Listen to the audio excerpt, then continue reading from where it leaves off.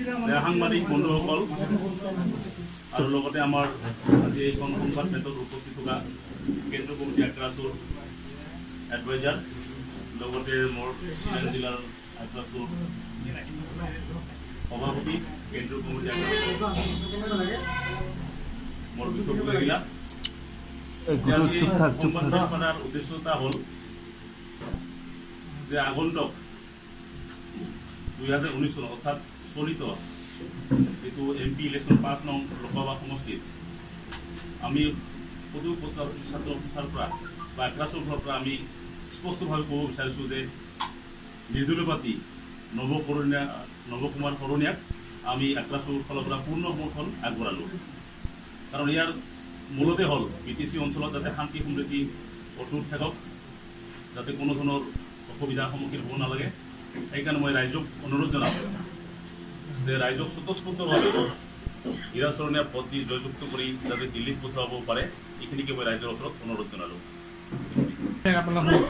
বিশেষকৈ বিটিচিত কাৰণ যোৱা 14 চনৰ আগতে বিটিচিত যিটো মানে এটা অশান্তি পৰিৱেশ সৃষ্টি আছিল, কিন্তু আজি আমি দেখিবলৈ পাইছোঁ নৱশৰণীয়া জিকাৰ পিছত যে বিটিচিত কিছু এটা শান্তি আহিছে, যাৰ ফলত আমি এতিয়া ৰাইজে ভাবিছোঁ যে বিটিচি অঞ্চলত যাতে আকৌ আৰু শান্তি উভতি আহে।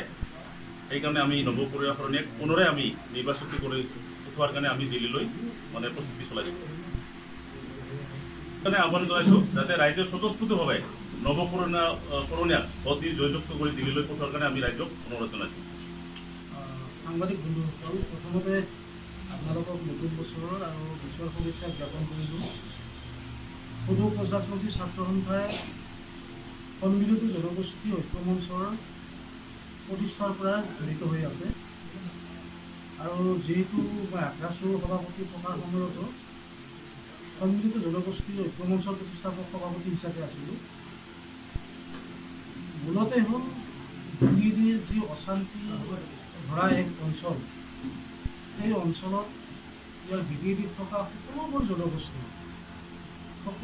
জনগোষ্ঠীৰ ঐক্যতাৰে আগবঢ়াৰ যি এটা মহামিলন, আৰু এই মহামিলনৰ মূলতে হ'ল আচলতে মহামিলন মানে শান্তি প্ৰতিষ্ঠা কৰাৰ কাৰণে সন্মিলিত জনগোষ্ঠী ঐক্য মঞ্চ ইয়াত জন্ম লাভ কৰিছে। আৰু সন্মিলিত জনগোষ্ঠী ঐক্য মঞ্চই 2014 চনত হীৰা শৰণীয়াক আমি ৰাজনীতিক প্ৰেক্ষাপটত তেওঁক আমি আগবাঢ়ি দিছোঁ যেন এই অঞ্চলত এটা শান্তিপূৰ্ণ পৰিৱেশ সৃষ্টি হয়। আৰু যাৰ পৰিপ্ৰেক্ষিতত 2014 তেখেত জিকিছিল ৰাইজৰ বিপুল ভোটত, আৰু বিপুল ভোটই মাত্ৰ নহয়, ভাৰতবৰ্ষৰ ইতিহাসত বিদ্ৰোহী প্ৰাৰ্থী হীৰা শৰণীয়া এক লেখত ল'বলগীয়া এটা মানে বিজয় সাব্যস্ত কৰিছে। ভাৰতৰ দ্বিতীয় স্থান পাবলৈ সক্ষম হৈছিল। আৰু আজিৰ মুহূৰ্তত যিহেতু আক্ৰাছুৱে সদায় শান্তি বিচাৰে, এটা ভাল পৰিৱেশ বিচাৰে, সকলো জনগোষ্ঠীৰ মাজত এটা সমন্বয় বিচাৰে, আৰু একমাত্ৰ ইয়াৰ মূলতে হ'ল ৰাজনীতিক যি এটা পৰিপ্ৰেক্ষিতত যি মানে হীৰা শৰণীয়ে এটা শান্তিৰ পৰিৱেশ এটা ঘূৰাই আনিব পাৰিছে, আৰু সকলো জনগোষ্ঠী ইয়াক সমৰ্থন কৰিছে। আৰু যাৰ কাৰণে আজি আক্ৰাছুৱে মুকলিভাৱে তেওঁক আমি সমৰ্থন জনাইছোঁ। আৰু মূল কথাটো হ'ল আমাক ইয়াত শান্তি লাগে, আৰু এই কথাখিনি আমি ক'ব বিচাৰোঁ। আপোনালোকে চাব যে ইয়াত বিটিডি অঞ্চলত ইয়াৰ যিসকলে ৰাজনীতিক দল আছে, তেওঁলোকে এতিয়া মানে উজান দি উঠিছে যে এইবাৰ মানে যথেষ্ট মানে লোকসভাৰ এই নিৰ্বাচনত যথেষ্ট প্ৰাৰ্থী বেছি, কিন্তু এনেকুৱা এটা পৰিৱেশ আহিছিল য'ত প্ৰাৰ্থীটো ভালেকেইটা মানুহ ভোট দিব পৰা নাছিল। এতিয়া শান্তিপূৰ্ণ হৈ আহিছে, এতিয়া উজান দি উঠিছে। কিন্তু সেই সকলো ৰাজনৈতিক দলবিলাকক আমি ক'ব বিচাৰিছোঁ, কংগ্ৰেছৰ দিনত যথেষ্ট ইয়াত নানা ধৰণৰ ঘাত প্ৰতিঘাত হৈছিল। বিজেপিৰ দিনতো ইয়াত মানে এটা ভাল নিয়ন্ত্ৰণ কৰিব পৰা নাছিল। আগৰ সময়তো মানে এজিপিৰ সময়তো ইয়াত বিভিন্ন ধৰণৰ বেয়া পৰিৱেশ হৈছিল। সেই পৰিৱেশবিলাক তেওঁলোকে আচলতে কোনো কণ্ট্ৰল আওতাত আনিব পৰা নাছিল। কিন্তু আজি এটা শান্তিপূৰ্ণ আহিছে, তেওঁলোকে ওলাই আহিছে। এতিয়া নিৰ্দলীয় প্ৰাৰ্থীক যি বিৰোধিতা তেওঁলোকে কৰিবলৈ আৰম্ভ কৰিছে, এই কথাখিনি আমি আচলতে ইয়াত বিৰোধিতাসকলে আচলতে ইয়াত শান্তিপূৰ্ণভাৱে ভোট হ'ব লাগে, শান্তিপূৰ্ণভাৱে ইয়াত আগবাঢ়িব লাগে। আৰু যিহেতু এটা শান্তিৰ পৰিৱেশ আহিছে, সেই ক্ষেত্ৰত বেলেগ যিকেইটা ৰাজনৈতিক দল আছে, এই ৰাজনৈতিক দলবিলাকক তেওঁলোকৰ মানে টিটুফালি পোৱাৰ, তেওঁলোকে মানে ডাঙৰ ডাঙৰ বক্তব্য দিয়াৰ কোনো তেওঁলোকৰ মানে নৈতিক ফালে চাব গ'লে তেওঁলোকৰ এই অধিকাৰটো তেওঁলোকে হাৰাইছে। এইটো প্ৰশ্ন হৈছে যে আপোনালোকৰ লোহিয়া শৰণীয়াক সমৰ্থন কৰাক লৈ আক্ৰাছুৰ মাজত এটা বিভাজনৰ নিচিনা এটা পৰিৱেশ ক্ৰিয়েট হৈছে, কি ক'ব এই সন্দৰ্ভত? যাৰ কাৰণে সাধাৰণ সম্পাদকগৰাকী আপোনালোকৰ সংবাদমেলত নাই।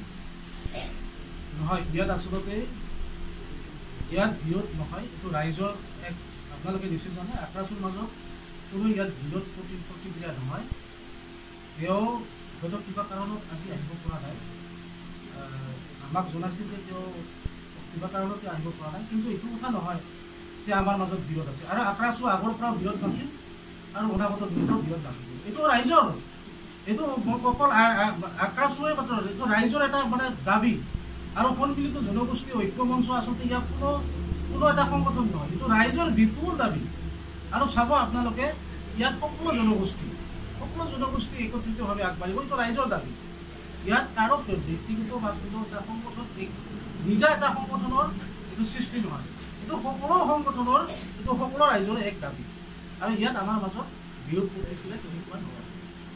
যেনে জনগোষ্ঠীয় ঐক্য মঞ্চৰ মুখ্য আহ্বায়ক আপুনি নিজে, এই ক্ষেত্ৰত কেইটা সংগঠনে আজি এতিয়ালৈকে আপোনালোকৰ সৈতে আছে?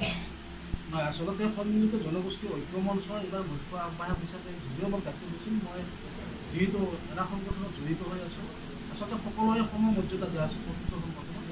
ইতিমধ্যে মানে BTED যিমানখিনি আমাৰ সংগঠন আছে সকলোৰে সমৰ্থন এই ক্ষেত্ৰত সমৰ্থন আগবঢ়াইছে আৰু সকলোৰে সমৰ্থন আছে। ইয়াৰ ভিতৰত আদিবাসীসকলৰো আছে, মানে চাওতাল ছাত্ৰ সন্থাও আছে, এভিয়ানছো আছে, কোচ ৰাজবংশী ছাত্ৰ সন্থা আছে, কোচ ৰাজবংশী সন্মিলনী আছে, মুকলিভাৱে তেওঁলোকে দিছে। প্ৰায়ভাগ সংগঠনবিলাকে ইয়াত কলিতা জনগোষ্ঠী ছাত্ৰ সন্থাৰ মানে ইয়াত সমৰ্থন আছে, নাথ যোগীসকলৰ আছে, পেপাৰত জড়িত দিছে আপোনালোকে দেখা পাইছে। প্ৰায়ভাগ সংগঠনে ইয়াত মুকলিভাৱে সমৰ্থন আগবঢ়াইছে। আৰু যোৱাকালি এভিয়ানছো দিছে মুকলিভাৱে। আৰু কোচ ৰাজবংশী জাতীয় সংগঠনৰ প্ৰায়ভাগ সংগঠনে ইয়াত মানে মুকলিভাৱে সমৰ্থন আগবঢ়াইছে। এবাৰ লোকসভা নিৰ্বাচনত হীৰা শৰণীয়াক লৈ তেওঁলোকে কিমান আশাবাদী? এইটোতো এই হীৰা চৰণীয়া জিকাটোতো আৰু বেলেগ কথাই নাই। ইয়াৰ সুন্দৰভাৱে পৰিৱেশ এটা সৃষ্টি হওক, সুন্দৰভাৱে মানে নিৰ্বাচন হওক। এই হীৰা চৰণীয়া মানে জিকি যোৱাটো আমি দেখা পাইছোঁ। এইটো আৰু আমাৰ কথা নহয়, নিশ্চয় আপোনালোকে সেইটো মানে যিটো আপোনালোকে সংবাদ মাধ্যমৰ জৰিয়তে বহু কথাই আপোনালোকেও জানে। হীৰা চৰণীয়া কোনো ক্ষেত্ৰতে ইয়াত হাৰাৰ কথাটোৱেই নাহে, এতিয়াও কোনো ক্ষেত্ৰতে হাৰাৰ কথাটো নাহে। মানে কিন্তু ইয়াৰ ভিতৰত প্ৰতিদ্বন্দ্বিতা হ'ব, কিন্তু তেওঁ বহুত ভোটত তেওঁ জিকি যাব, এইটো নিশ্চিত। বিশ্বজিৎ ৰায়ে কৈছে যে তেখেত এটা ফেক্টৰী নাই আৰু তেখেতে কোনো কামেই কৰা নাই, ইয়াৰ পিছত আপুনি কি ক'ব? বিশ্বজিৎ ৰায় তেওঁৰ কথাটো নানাটো মই ভাল পাইছোঁ, মানে নানিলে ভাল আছিল। কাৰণ বিশ্বজিৎ ৰায়ক ইতিমধ্যে বিজেপিৰ তেওঁ মানে হেৰি মানে তেওঁ যিটো মানে বিধানসভাত ইতিমধ্যে তেওঁক মানে তাক চাৰ্টিফিকেট দি দিছে। আৰু তেওঁ এই ইলেকশ্যনৰ ক্ষেত্ৰত তেওঁ ক'তো মানে তেওঁ এই কথাবিলাক আচলতে তেওঁ কথাটো যদিও আহিল, কিন্তু আমি তথাপিও ক'ব লাগিব ইতিমধ্যে তাক ৰাইজে একে চাৰ্টিফিকেট দি দিছে। বিজেপিৰ বিধানসভা নিৰ্বাচনত তেওঁক এটা চাৰ্টিফিকেট দিছে, যি মানে এজন মানে দলীয় প্ৰাৰ্থী হৈও ৩,০০০ ভোট পোৱা এজন ব্যক্তি যদি কাৰোবাক কিবা কিবি কৰি থাকে, সেইটো তেওঁ মানে আৰু তেওঁ যিটো প্ৰাৰ্থী তেওঁৰ লগত ঘূৰি আছে, সেইটো চাব আপোনালোকে তেওঁ কিমান ভোটত পায়, কিমান জিকে। কাৰণ তেওঁ নিজকে যিমান জাহিৰ কৰে বা ধুনীয়াকৈ সেইবিলাক আচলতে ক'ব নালাগে, কিন্তু তেওঁৰ কথাটো আমি ক'ব খুজিছোঁ, তেওঁ কিমান দূৰ তেওঁ কিমানখিনি ভোট পায় আপোনালোকে নিশ্চিতভাৱে